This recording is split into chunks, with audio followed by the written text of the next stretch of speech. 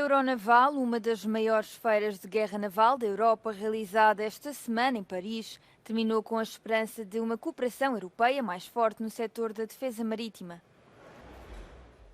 A Agência Europeia de Defesa afirmou que os Estados-membros começaram a trabalhar na ideia de construir um navio de combate da próxima geração para 2040.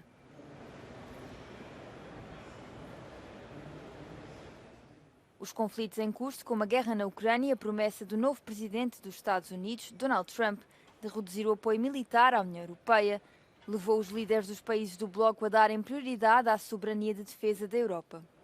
Tout le monde est bien conscient que l'Europe est un grand ensemble qui est capable d'avoir des programmes ambitieux, ce qui est plus difficile pour les pays pris individuellement. Et donc si on veut être à la hauteur des enjeux de la Chine, des États-Unis, mais même de l'Inde, qui est un pays continent,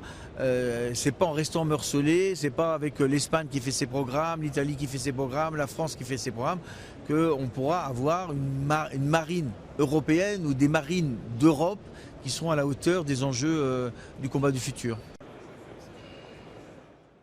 Dos requisitos apresentados pelos Estados-membros é que o futuro navio seja inteligente, incorporando tecnologias como a inteligência artificial, uma ideia que foi bem recebida pelo sindicato que representa a indústria naval francesa.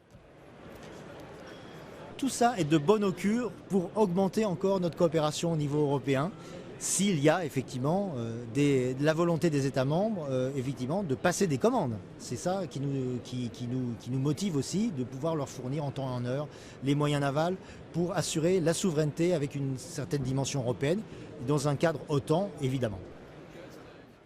Os ministros da Defesa do Bloco vão reunir-se em Bruxelas no dia 19 de novembro para discutir os pormenores do projeto.